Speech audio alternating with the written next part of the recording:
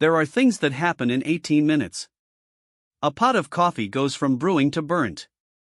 A commuter misses their train. A child loses interest in a toy and picks up another one. The ordinary world cycles through its ordinary seconds, and nothing marks them as exceptional, and no one remembers them at all. And then, there are other kinds of 18 minutes. The kind that get written in the margins of official reports, in handwriting slightly less neat than the rest of the document, because the person writing was still not entirely steady when they did it. The kind that get discussed in low voices in debrief rooms that smell like burned coffee and someone's unspoken dread. The kind that the men in the room will recount years later, at bars and kitchen tables and retirement dinners, and every time they tell it, one of them will pause in the middle, not for dramatic effect, not to find the right word, but because even after all the years, the pause is still there. Still earned. I was present for 18 minutes that belonged to that second category. I had a front row seat in the worst possible sense, close enough to observe everything, far enough to understand nothing. I had a spotting scope, a tactical log, a notebook with a cracked spine, and a woman lying 30 inches to my left who I had underestimated in every way a person can be underestimated without technically being wrong about the facts. She had a name, Vasquez. I used her rank, then, her last name, then, eventually, after 18 minutes changed the shape of everything I thought I understood about the word professional, I used nothing at all. Some people become too specific for nouns.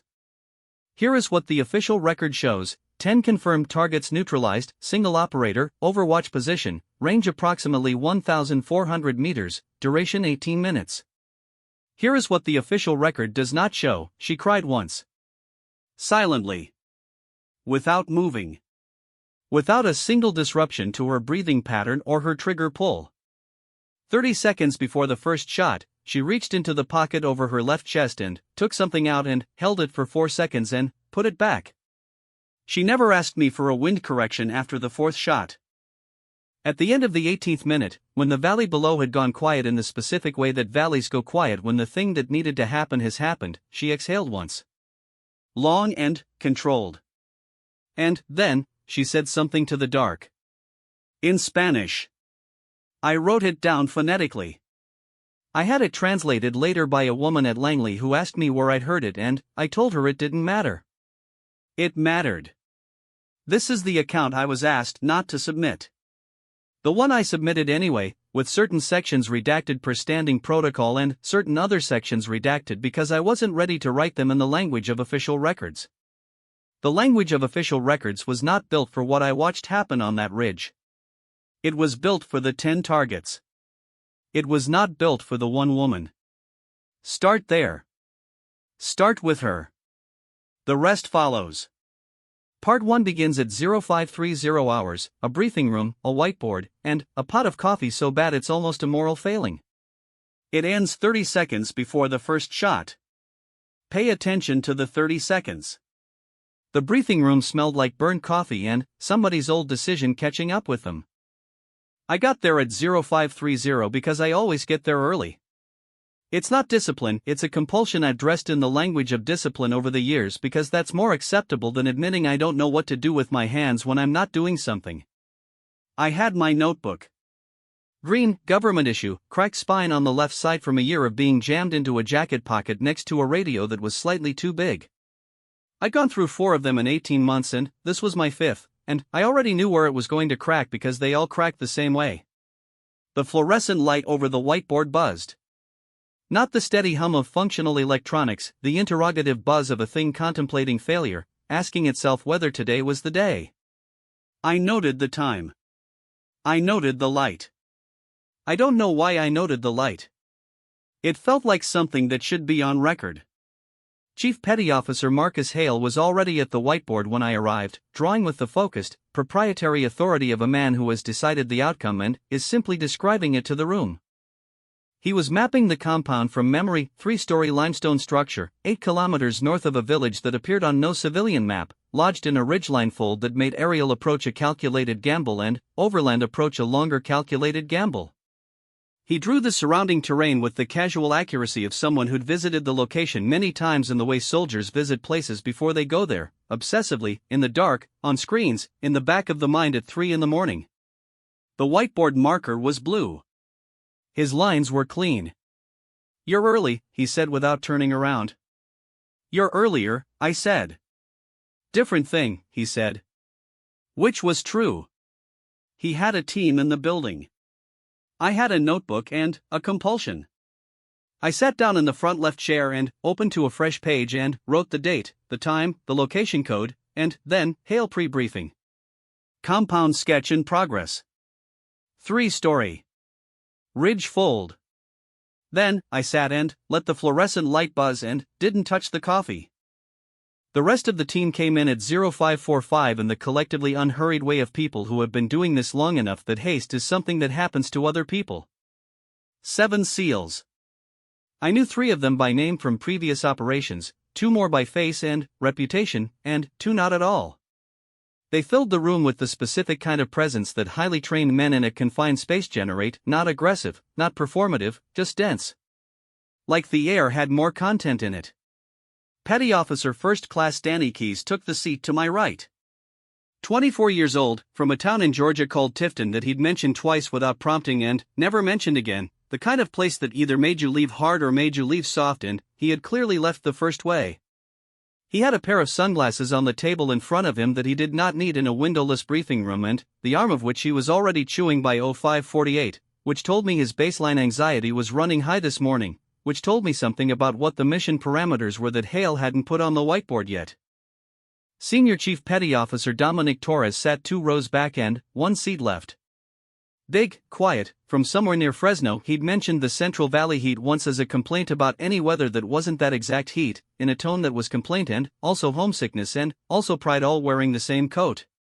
He had a photo in his left breast pocket, which I knew because the pocket had the specific rectangular outline of a photograph that has been in that location so long it has established residence. He checked his gear in the small, private way of a man whose hands knew things his brain had stopped needing to supervise. The medical officer was Dr. Claire Osei, the only other woman in the room before 0600. She had the particular look of someone who'd done this long enough to have very specific opinions about every piece of equipment in her kit and the sense to keep those opinions between herself and the equipment. She sat in the back row and reviewed a tablet with the quiet focus of someone doing math the rest of us weren't doing yet. At 0600, Hale turned from the whiteboard and said, "We're waiting on the asset." I wrote 0600 asset pending in my notebook. At 0604, the door opened. I crossed out 0600 and wrote 0604 and pressed harder with the pen than I needed to, which was my body's way of expressing the opinion that 4 minutes is 4 minutes and there are professionals present. She was shorter than anything about the briefing had suggested. Maybe 5'4" in boots, dark-haired, wearing a jacket 2 sizes too large over tactical gear that had the worn-in fit of something lived in rather than issued. She was perhaps 28 or 29, I would put her at 29 later, after I had more data, and she carried a hard case roughly the length of a man's forearm, which she set against the wall beside the door with the care you'd give a thing that was either extremely valuable or extremely dangerous or, in this case, both. Then, she sat down. She didn't introduce herself. She didn't look at the room. She looked at the whiteboard, at Hale's compound sketch, at the ridgeline fold, at the approach vectors Hale had marked in blue with an attention that I recognized because I'd seen it before, in people who had already studied the material and were simply confirming that the version in front of them matched the version they'd already memorized. She'd been there before. Not in the field, in her mind. She'd been at that compound, in that ridgeline fold, standing in the position she was going to occupy, 4 weeks or months before today. Hale cleared his throat with the diplomatic restraint of a man who had opinions about 4 minutes. "Gentlemen," he said, with the careful pause of someone choosing their next word, "and Vasquez." "Our overwatch." She said, "Vasquez." Just that. Confirming, not introducing. Keyes, beside me, leaned slightly toward the man to his left, Petty Officer Second Class Ray Mendez, dark-eyed and unimpressed-looking by default, who had a habit of cracking his knuckles in sets of 3, and said something in the register just below professional. Not whispering. Just under-projecting deliberately. What he said was, "She's smaller than my sister." Mendez said nothing. Vasquez said nothing. The fluorescent light buzzed. I wrote it down. 0604, Keys, unsolicited assessment. Noted. Hale began the formal briefing. I had most of it already: intelligence briefing 2 days prior, compound layout, target profiles, exfil scenarios. What was new was the operational timeline: insertion at 0200, overwatch position confirmed by 0330, breach at 0345, exfil window opening at 0415. The compound had generator power but no satellite uplink, which gave us a communications isolation that was the best news I'd heard all week. 16 confirmed hostiles, 2 high-value targets on separate floors, and a third, unconfirmed presence on the roof that the aerial imagery had caught twice in 72 hours and lost twice in 72 hours. That roof contact is your call, Vasquez, Hale said. She nodded once. She had not moved otherwise since sitting down. The SEALs asked their questions. Entry angles, fallback positions, what happened if the generator cut out, what happened if it didn't, what the exfil window looked like if the breach ran long. Professional questions with the crisp delivery of people who had learned to respect the distance between planned and actual and were trying to reduce it. Vasquez asked nothing. Afterward, when the room had broken into the small clusters of people running scenarios in their heads, I refilled the burnt coffee because I had developed in my years in this work a philosophical acceptance of burnt coffee as the steady state of the universe and went back to look at the whiteboard. Vasquez was there. She was standing 2 feet from the map, one hand at her side, one finger tracing a line 8 inches above the paper's surface, the ridgeline, west to east and, then, back again. Not the compound. The terrain. Wind corridor? I asked, because I had been watching her and because it was the only thing that explained what she was mapping with that invisible line. She glanced at me. Her eyes were the specific dark brown of very old furniture, not warm, not cold, evaluating. Gathering data. I had the distinct sensation of being measured for something I'd find out about later. The Met report has northwest at 4 to 6 knots after 0400, I offered. Should be manageable at your range. The Met report, she said, is working from the valley floor. She looked back at the map. There's a secondary channel, she said. Between the second and third ridgeline. It funnels. She moved her finger 2 inches north of the line she'd been tracing. At 1,400 meters, 2 knots is 8 inches. At 1,400, 8 inches is the difference between. She stopped. She didn't finish the sentence. She didn't need to. I knew what 8 inches was the difference between. I wrote, Vasquez, secondary wind channel between ridgelines 2 and 3 and divergence from Met report possible post 0400. Flag for operational log. Flag for spotter record. I underlined it twice. She had already walked away. The insertion was at 0207 because the helicopter pilot had a pressure gauge he didn't trust and made his crew chief inspect it twice, which cost us 7 minutes and gave Keys enough time to eat an entire protein bar with the joyless efficiency of someone fueling a machine they've stopped being sentimental about. I was not going in with the breach team. My role was coordination, forward position, comms, intelligence relay as it developed in real time. I'd done this before in other configurations with other teams. The difference this time was the overwatch position, which was 1,200 feet above the valley floor on a ridgeline that required a 40-minute climb and -4 temperatures, and the person I was climbing with. We sat across from each other in the helicopter. The noise was total, the kind of roar that creates its own privacy by eliminating the possibility of overhead conversation, which meant everyone was alone with their pre-mission thoughts, which varied in character depending on the person. Hale had his eyes closed. Not sleeping, his breathing was too deliberate for sleep, the slow measured rhythm of someone managing their state. Torres had his hand over his left breast pocket in the absent-minded way of a man touching something for luck without wanting to admit he believes in luck. Keys had the sunglasses in his hands now, turning them over and over, and the arm was no longer in his mouth because his mouth had tightened into the line of someone who'd decided to be serious about this, which was its own kind of tell. Vasquez was looking out the window. The window showed nothing. We were low and fast over terrain that the night had reduced to suggestion, shapes and absence, the occasional cluster of lights that marked a settlement and then fell behind. She wasn't looking at the terrain. She was looking the way people look who are running through something internal that they don't want interrupted.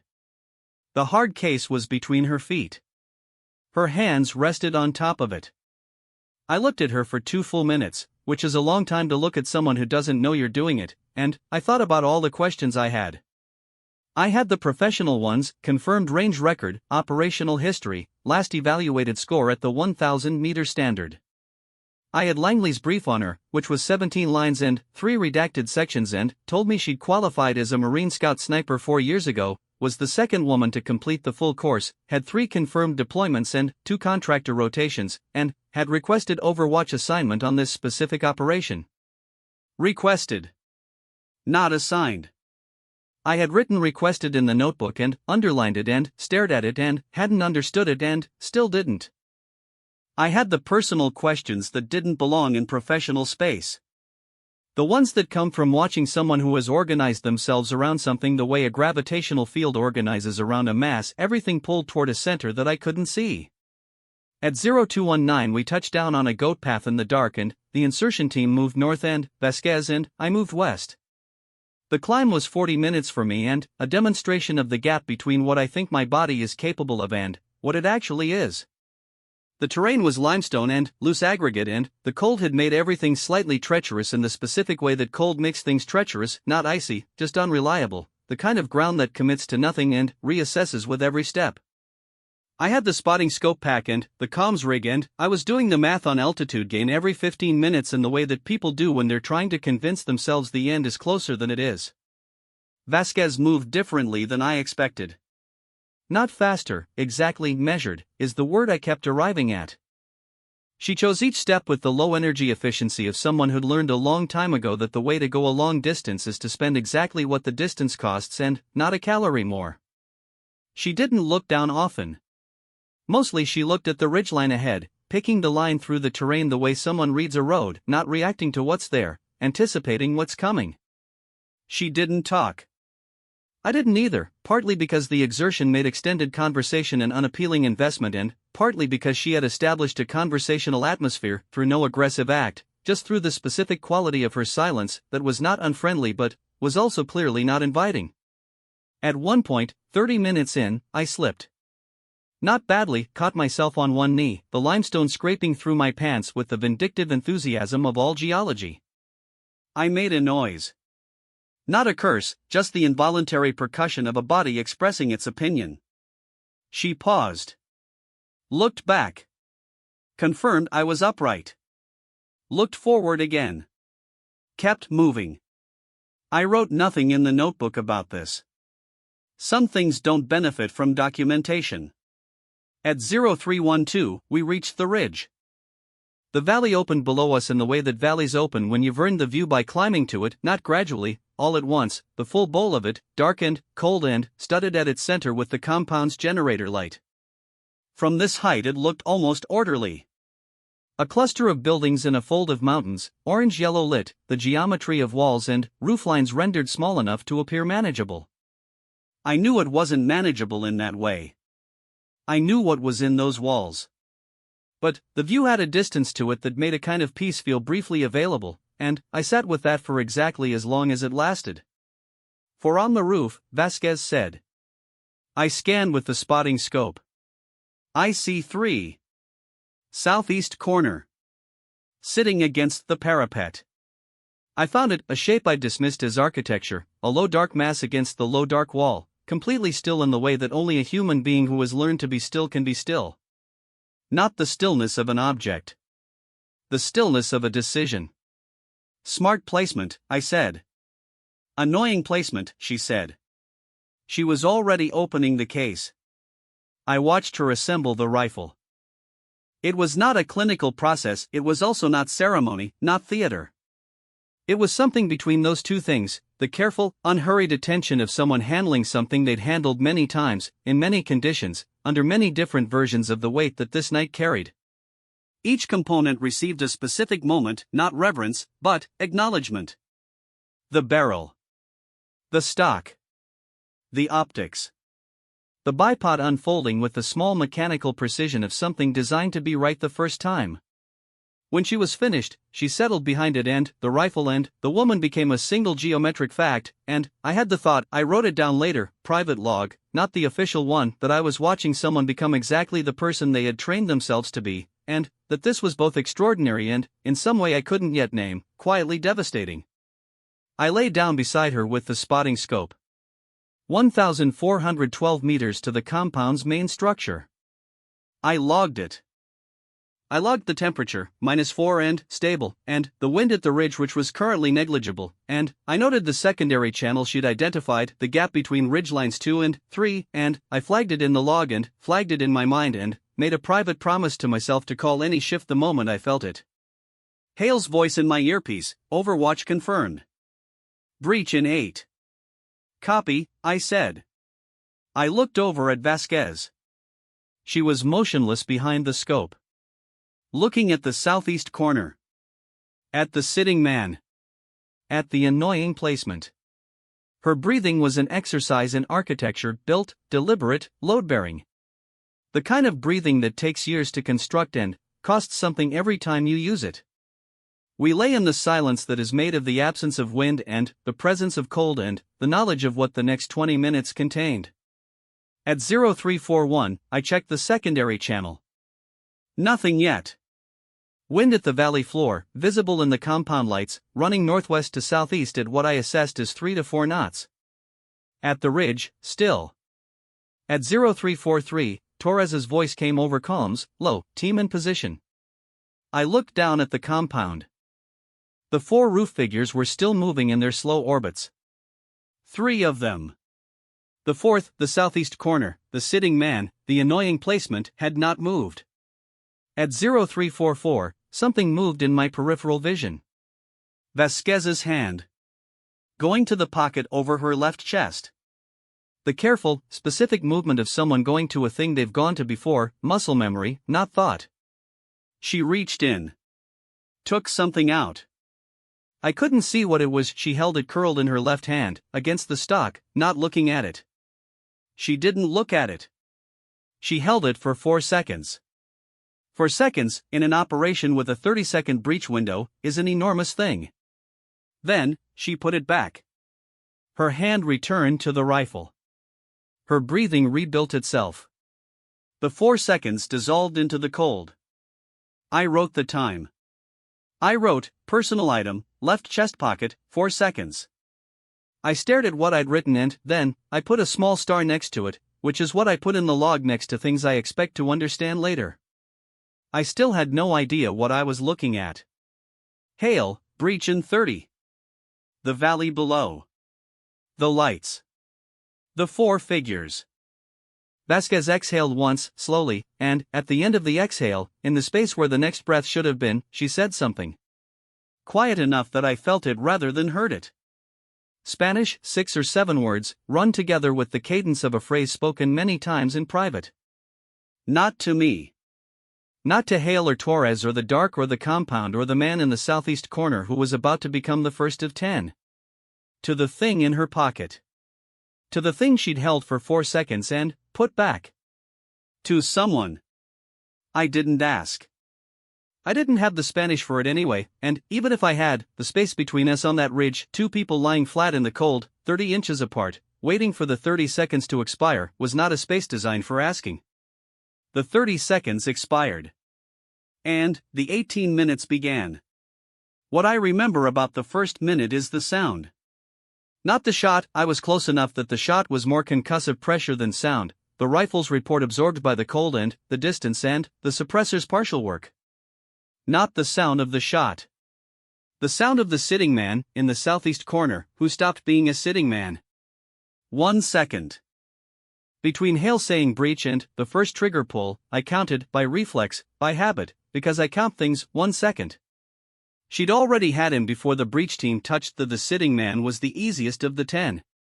I don't say that to diminish what it cost, I say it because the sitting man was visible, isolated, stationary, and at a range that a qualified sniper covers the way a concert pianist covers middle C, not with effort, but with the residue of so much prior effort that the act itself appears effortless. The sitting man in the southeast corner of the roof, who had chosen that position because it was smart, because it gave him sight lines, because it was good fieldcraft, he was the opening note. He went down without a sound I could hear at 1,412 meters, and the gap he left in the roofline geometry was like a missing tooth, obvious only because I'd memorized the full set. I noted the time, 0345:07. 7 seconds past breach. My job was to call corrections, range compensation, wind adjustment, angle of approach on moving targets. I had the spotting scope, I had the laser rangefinder, I had the wind data from the ridge sensors and my own read of the valley floor, and I had training in the specific language of spotter-sniper communication that is its own dialect, compressed and precise, designed to carry maximum information in minimum syllables because minimum syllables is what the situation allows. What I had not accounted for was the possibility that I would not be needed. Not immediately.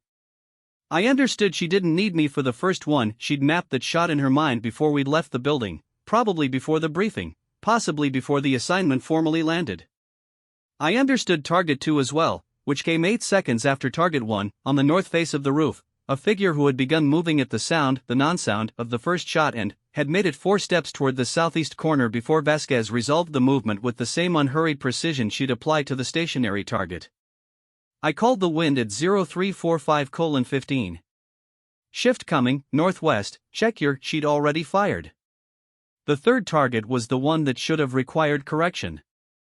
He was moving south along the roofline at what I estimated as a medium walking pace, which at 1,412 meters is a small, consistent, manageable problem with the right training and a genuine problem without it. You're not shooting it where he is, you're shooting it where he'll be in the fraction of a second between trigger pull and impact, which means you're shooting at your own prediction, and predictions are only as good as the model you've built for how people move under stress, in cold, at night, on a limestone roof.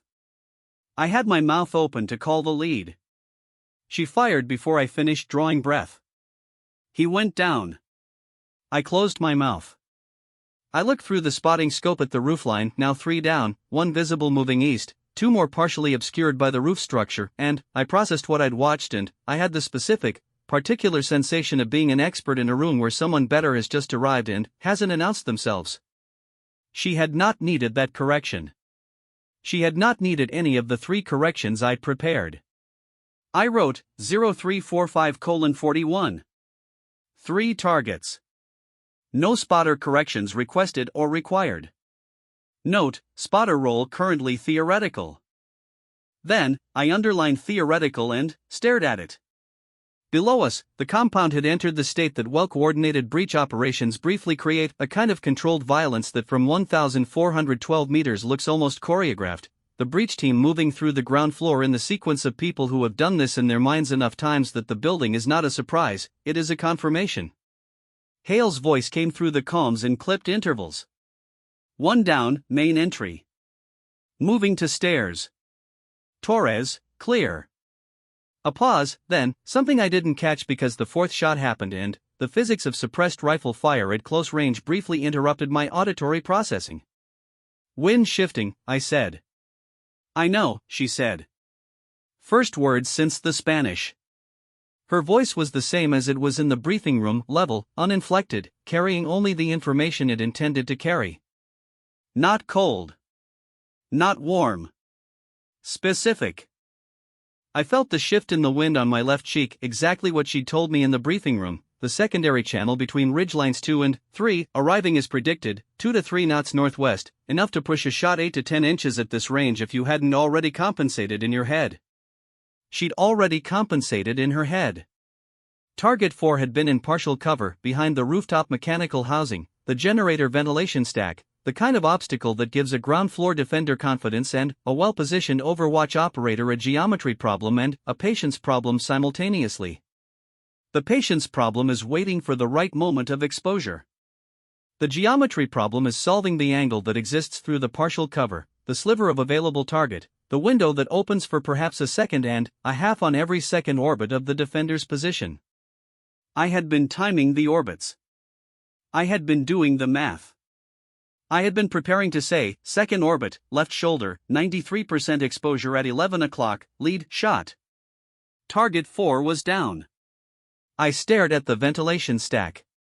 At the sliver of window I had been timing.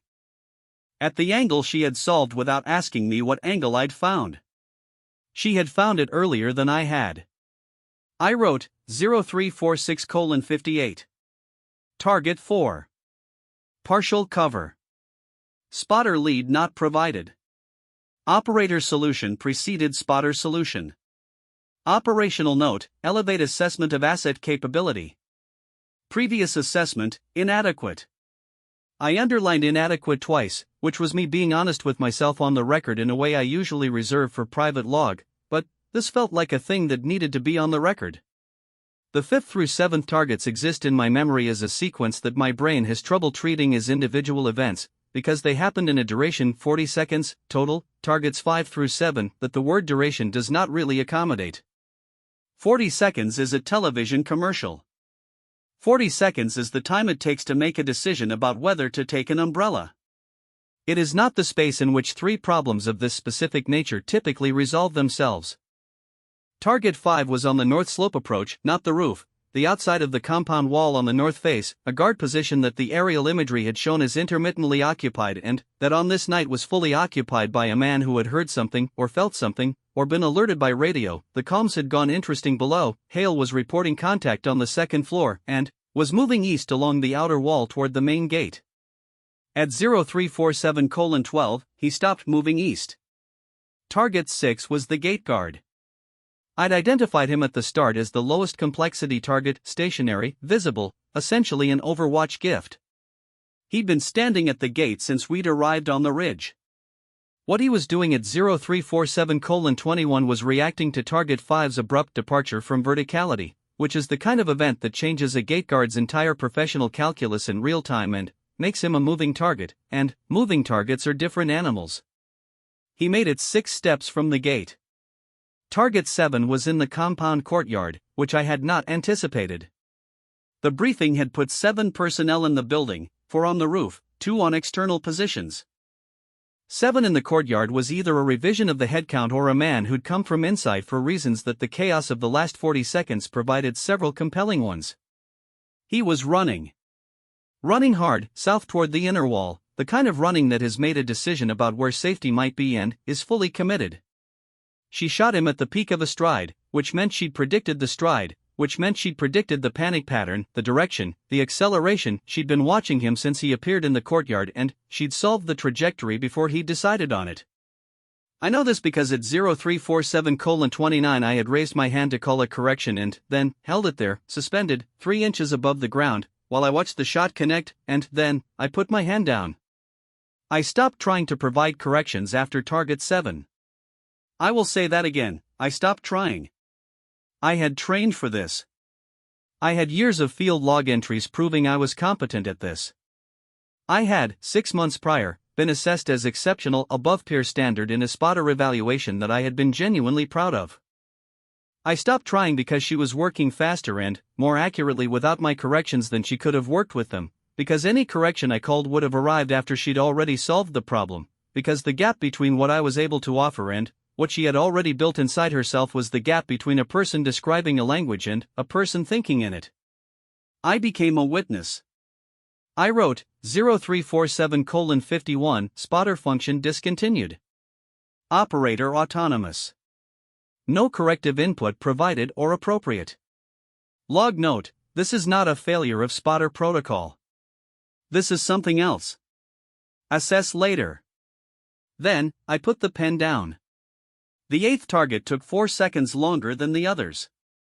I noticed it immediately because at this point I had calibrated to her rhythm, the specific, irregular metronome of engagement that had established itself across the first 7, the compressed intervals, the absence of hesitation, and, for extra seconds, broke the rhythm in a way that my body registered before my brain named it. I looked through the spotting scope. The 8th target was in the 2nd floor window, northeast face, partially exposed, not entirely. The window was narrow.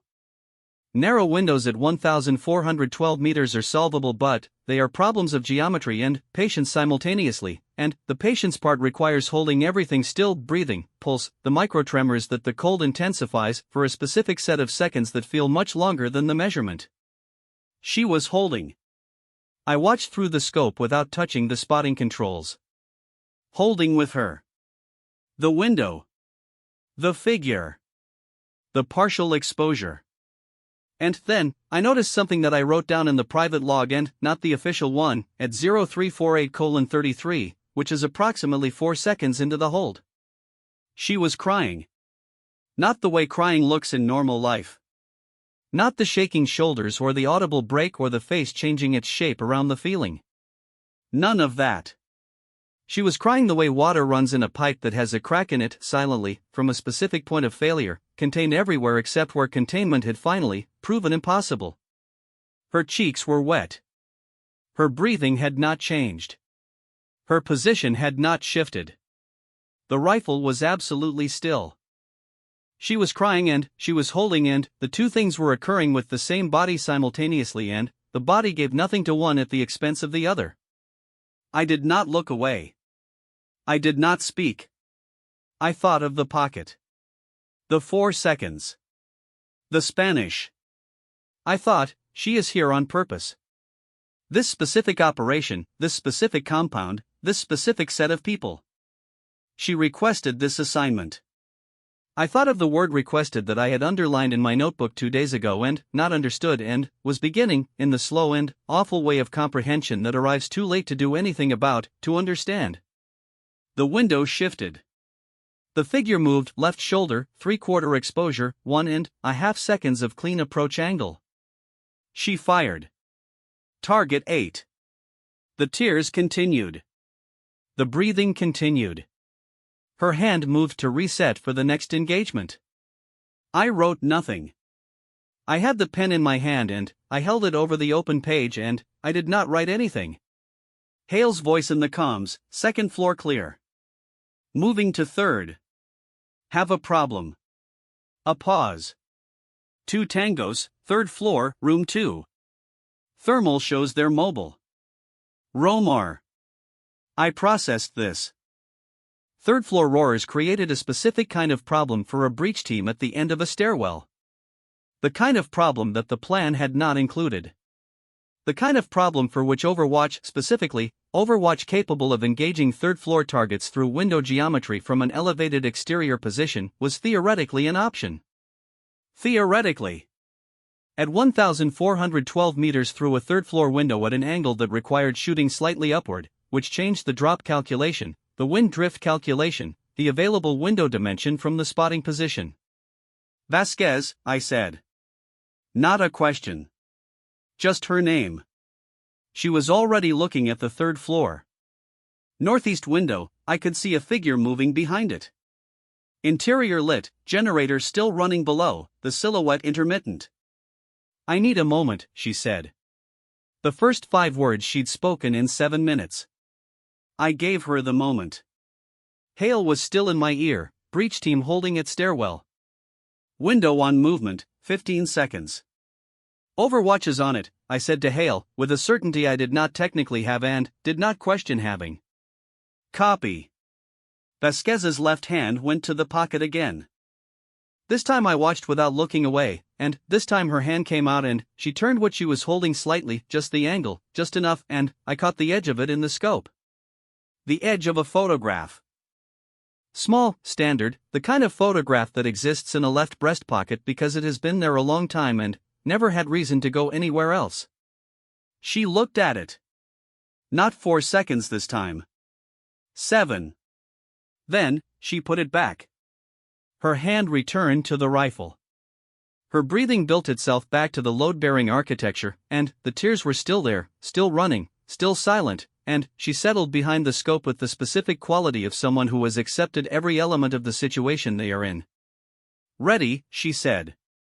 Target 9 went down at 0351:14.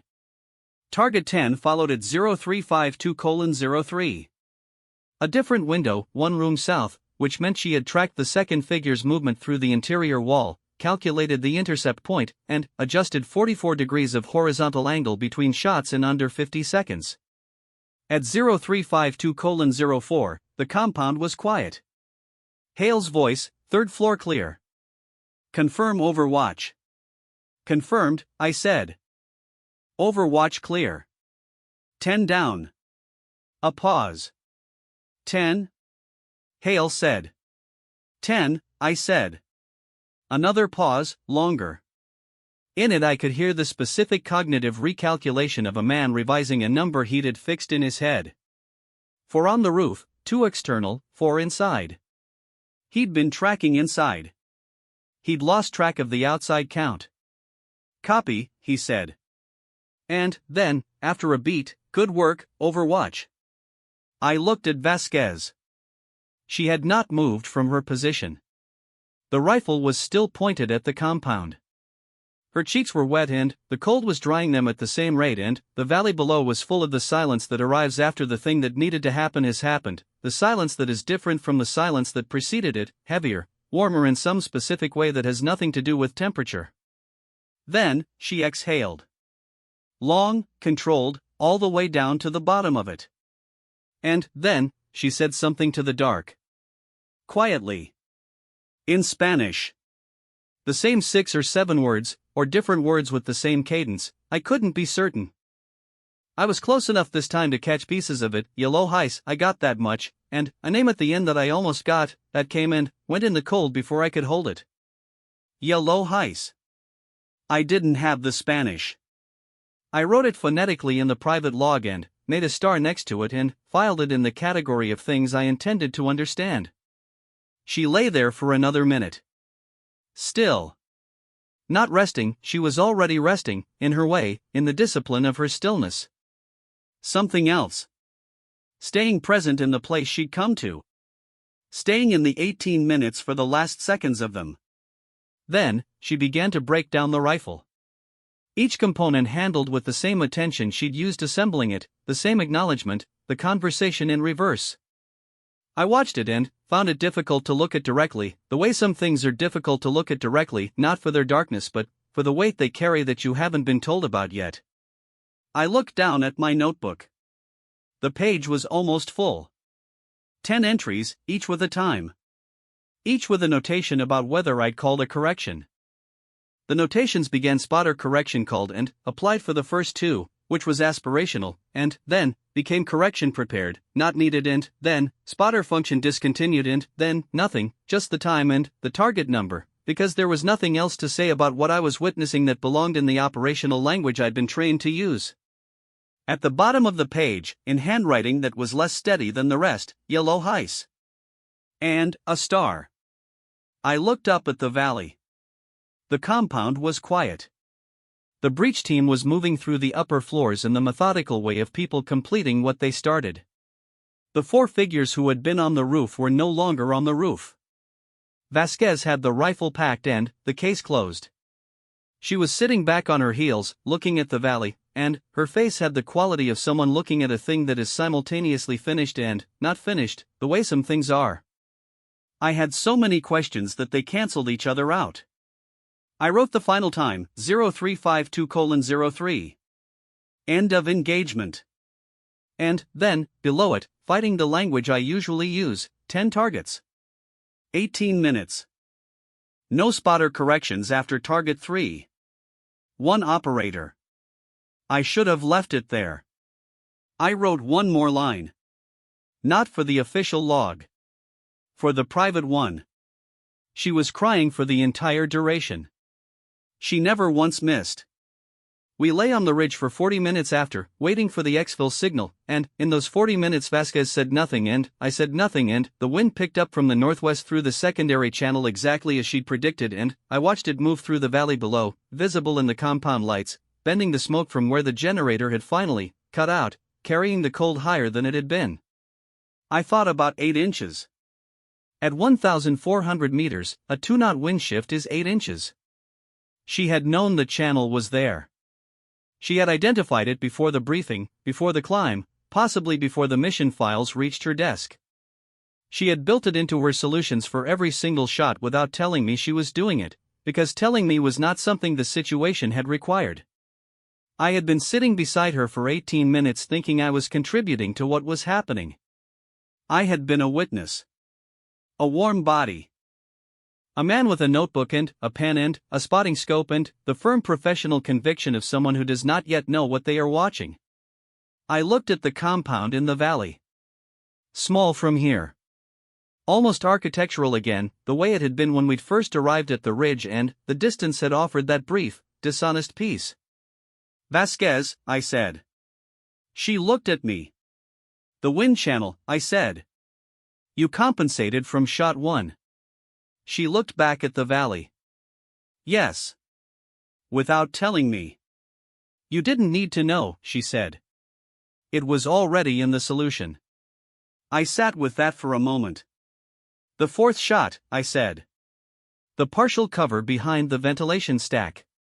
I was timing the orbit. I had the lead ready. "I know," she said. "You fired before I called it." "Yes." "By about 2 seconds." She didn't respond to that.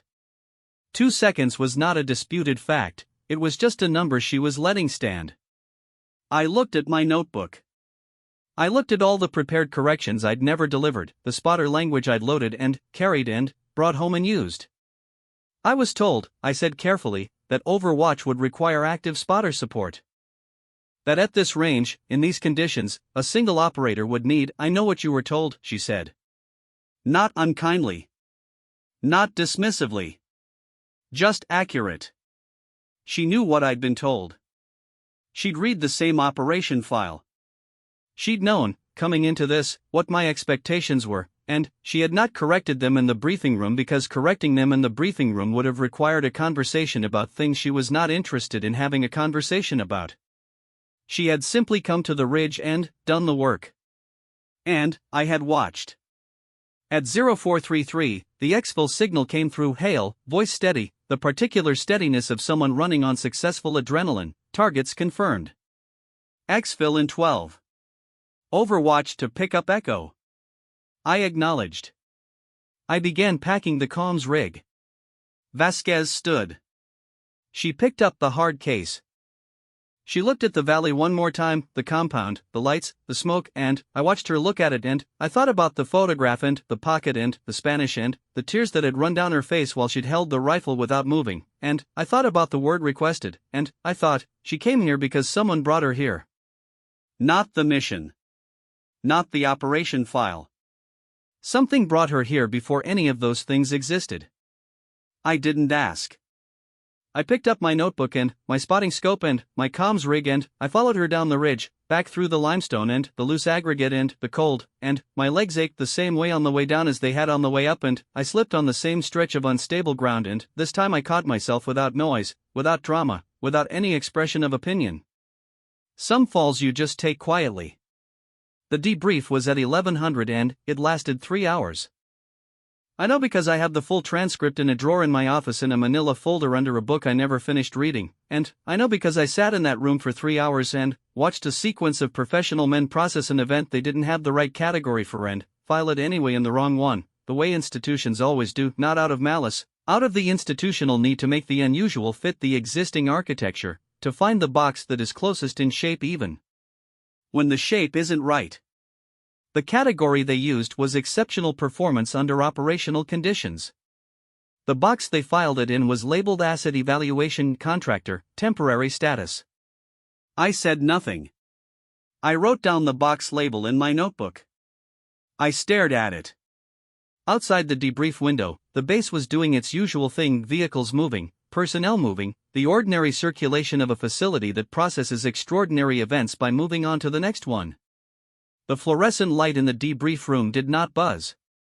Different building, newer fixtures, the kind of light that commits to its purpose without contemplation. Vasquez sat at the table 3 chairs to my left and answered every question she was asked with the minimum necessary words and did not volunteer anything she wasn't asked for and did not ask for anything for herself. Not acknowledgement, not documentation, not the kind of formal record that would let the event follow her in the ways that institutional recognition follows events. She answered questions and did not add to the answers. Hale, to his credit, was attempting to say something real. He had the particular difficulty of a man who has revised his assessment of something and wants to account for the revision without performing the revision too publicly, which is its own kind of discipline. The roof engagement, he said, looking at his notes, was beyond the scope of what was briefed. The third floor engagement particularly. He looked up. Not at me. At Vasquez. We'd assessed that position as needing spotter support for anything above 1,200 meters. Yes, she said. You had spotter support, Hale said. Applause that was nearly invisible. Yes. I looked at my notebook. I had written spotter function discontinued at 0347:51 in clean and honest handwriting, and I had brought that notebook to this room, and I was not going to lie in a debrief to protect an assessment of myself that no longer reflected reality. The spotter support, I said, was minimal after the third engagement. Hale looked at me. After target 3, Vasquez was working solutions faster than I could provide corrections. I prepared calls for targets 4 through 7. None of them were used. I kept my voice as level as I could keep it, which is the level of a man who was saying something true that costs him something and has decided the truth is worth the cost. For the final 3 targets, I discontinued spotter protocol. It wasn't relevant. The room was quiet for a moment. Keyes, at the far end of the table, was not chewing his sunglasses. He was looking at Vasquez with an expression I couldn't entirely read, the expression of someone recalibrating, the internal machinery of revision visible briefly on the face before it was put away again. Vasquez was looking at the table. Then, she looked at me. The evaluating eyes. Data gathering. Whatever data she was gathering, she gathered it and looked back at the table. The debrief continued. The high-value targets were confirmed, the intelligence recovered from the 3rd floor was already in transit, the operation was, by every institutional measure, a success. The box labeled exceptional performance was checked. The folder was closed. At 14:03, it was over. People stood, stretched, collected their materials. The ordinary re-expansion of a room after formal constraint releases it. Hale stopped briefly beside Vasquez's chair. I watched this from 4 feet away, gathering my notebook, and said something to her in a low voice. I caught 2 words, outstanding work. She said, "Thank you, Chief." Hale nodded and walked out. She remained seated for another moment, not looking at anything. Then, she stood, picked up her jacket from the back of the chair, and walked out without looking at me. I sat there for 3 minutes after everyone else had gone. Then, I opened my notebook to the private log page, the one that was not the official account, and I looked at what I'd written at 0352. Yellow Heis. And a name I almost got. I was going to let it go. I had made a private accounting of what the 18 minutes had cost and what they had meant, and I had decided that the meaning was hers, not mine, and that the appropriate response to meaning that belongs to someone else is to leave it where it lives. Then, I thought about the photograph. The 7 seconds she had looked at it. The way her face had looked in those 7 seconds, not soft exactly, not gentle, but open in the specific way that people open toward the things that made them. I had the phonetic transcription. I had the Langley contact. I let it go for 4 days. On the 5th day, I called the Langley contact. Her name was Isabel Reyes and she was a translator, fluent in 7 languages, and she had the professional incuriosity of someone who has spent years being handed sensitive material and understanding that her job is the language, not the context. I read her the transcription. 6 words. She gave me the translation without hesitation. Yellow Heis, Mija. Yellow Heis. I did it, sweetheart. I did it. I wrote it down. I looked at it.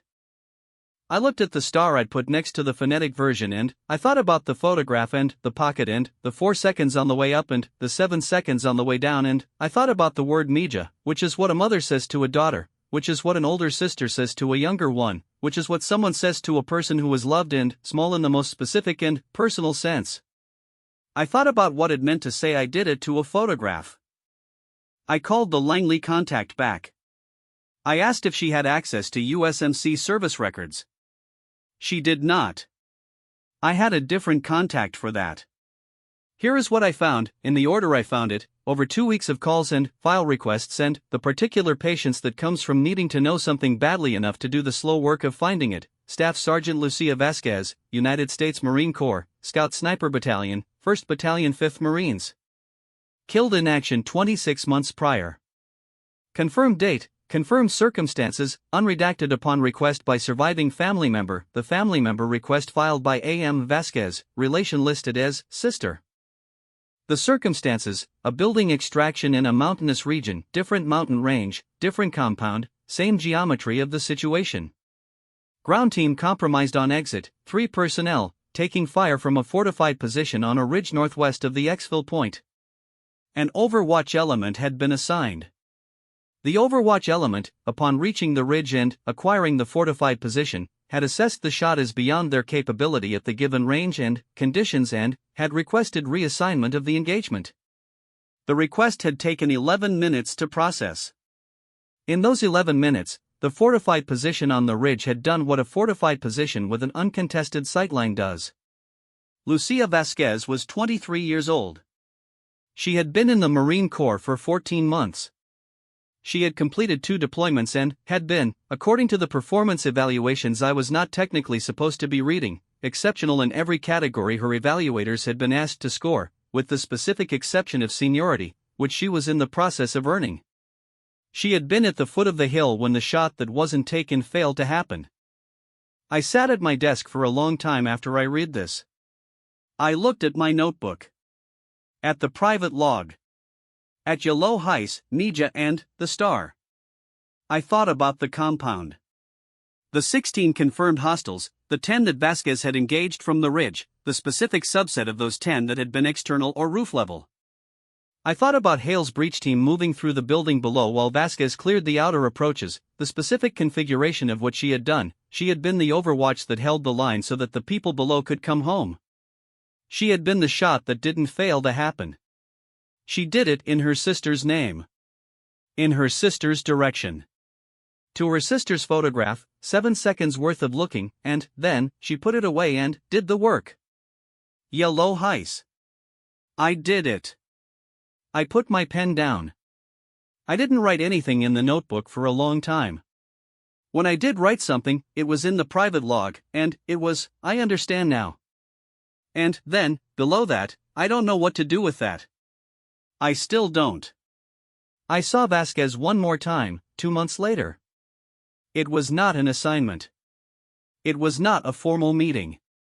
It was a hallway in a building I won't name in a city I won't specify, which sounds like operational security and is also simply the accurate description of the circumstances. She was coming out of a room I hadn't known she had business in, and I was walking toward that room because I had business in it myself, and we met in the hallway the way people meet in hallways, unexpected, underprepared, without the equipment for a meaningful encounter. She looked at me. The evaluating eyes. Whatever she was evaluating, she evaluated it. Lieutenant Commander, she said. Vasquez, I said. A pause that was not uncomfortable. It was just the pause of 2 people standing in a hallway who have shared an 18-minute ridge and have not spoken since and are determining whether this is the moment. I looked up your translation, I said. She was very still. I'm sorry, I said. I know that's, I stopped. I didn't have the rest of the sentence. I had looked up the translation and I had found Lucia and I had sat with it for 2 months and I still didn't have the sentence that was the right one to follow. I'm sorry with. She looked at me for a long time. Then, she said, she would have been better than me. Not a correction. Not a performance of grief. A fact stated the way she stated facts, with the economy of someone who has thought about the thing long enough that the words have been compressed down to their most load-bearing form. She would have been better than me. I thought about 14 months of service. 23 years old. The performance evaluations I had not been supposed to read. The word exceptional appearing in column after column after column. How do you know? I said. Vasquez looked at the floor briefly. The gesture of someone not suppressing an emotion, just locating it, identifying its address, checking that it was still where they'd put it. She was stronger than me, she said. Kamar. She didn't need, she stopped.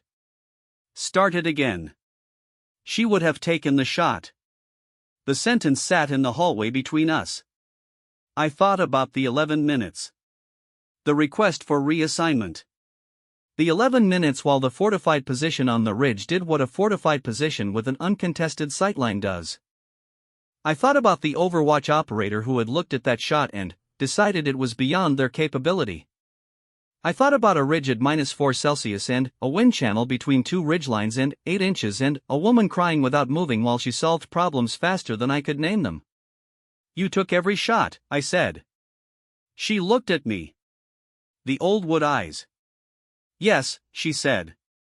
Not satisfaction. Not grief. Acknowledgement. The statement of a fact that has been lived in rather than arrived at.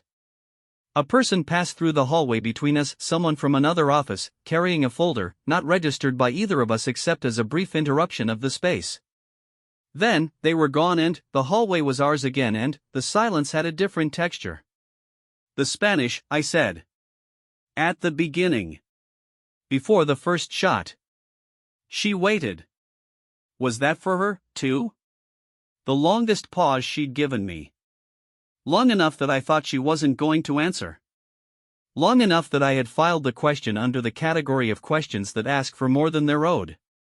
Then, she was afraid of the dark, Vasquez said. When she was little. A beat. I used to tell her, "I'm here. I'm not going anywhere." Her voice did not change in any way that I could have measured. But, it changed. Estoy aquí.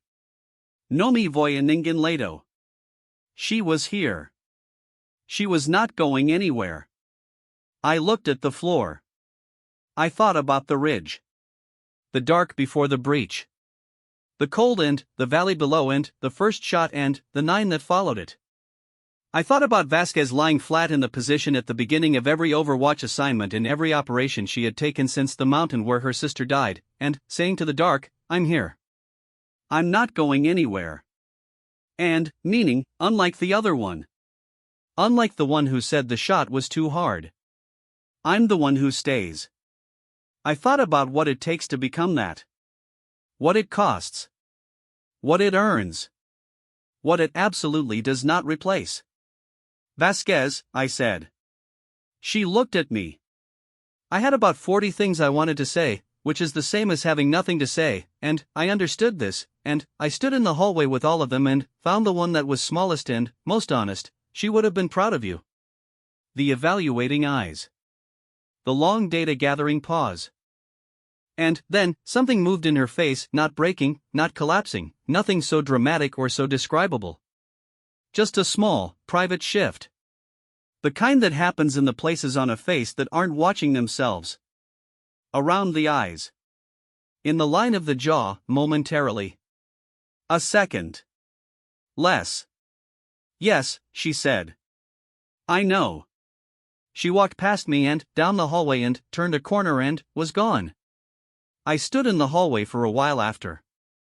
Then, I went into the room I'd been walking toward and I sat down and I took out my notebook, the 6th one, now, new cracked spine on the left side, and I opened it to the private log page and I wrote the Spanish, the real version this time, not phonetic, "Estoy aquí. No me voy a ningún lado." I stared at it. Then, I wrote, "She didn't learn this in the field. She learned it in the dark, when she was small, with her sister." Then, I looked at that line for a while and I crossed out everything after field. Some things don't need the explanation. Some things are damaged by the explanation. You write the sentence and you trust it and you let it carry what it carries without adding footnotes to it, because the footnotes are for the person who doesn't understand yet, and the person who doesn't understand yet is always you, and eventually you catch up, and when you catch up the footnotes are just noise. She didn't learn this in the field. I closed the notebook. The room I was sitting in had a window. Through the window, the base was circulating the way it always circulates: vehicles, personnel, the ordinary movement of an institution that processes extraordinary people by absorbing them into the category of asset and contractor and temporary status and filing them in the appropriate drawer. Somewhere in this building, Vasquez was in a room with a folder and a set of questions she would answer with minimum necessary words. Somewhere she had a hard case. Somewhere the hard case had a left breast pocket over it, and the pocket had a photograph in it, and the photograph had a face in it that I had never seen but understood with the specific completeness of someone who had been told the shape of a thing without being shown the thing itself. I thought, she will do this again. She will go to another ridge and lie flat in another cold and say into another dark, I'm here. I'm not going anywhere. And she will take the shot that needs to be taken, every shot, every one of them, and the breach team below will come home and the high-value targets will be confirmed and the box labeled exceptional performance will be checked, and she will pack the rifle and carry the case down the mountain and sit in the debrief room and answer every question with the minimum necessary words. And somewhere in the left pocket the photograph will be. And the 14 months and the performance evaluations and the word exceptional in column after column will be. And the 11 minutes and the fortified position and the shot that didn't happen will be. And Lucia, who was afraid of the dark, will be. I picked up the pen. I thought about writing something else. I had the habit of writing something else, the closing log entry, the final timestamp, the professional last word that ends the record and puts the event behind the colon and in front of the next one. I held the pen. I put it back down. Some records don't need a closing entry. Some records close themselves. You reach the last line and you find it's already been written by someone else, in a hallway, in a language you had to have translated, in a voice barely above breath, in the dark, at the top of a ridge, 30 seconds before the first shot. Estoy aquí. I'm here. That's what the 18 minutes said. That's what all of it said. I'm here. I'm not going anywhere. This account was submitted to the Operational Record Understanding Protocol. Sections 4 through 7 of the private log were withheld per classification guidelines. The official record shows 10 targets, 18 minutes, 1 operator, 1 successful extraction. That is accurate. That is also the smallest possible version of the truth.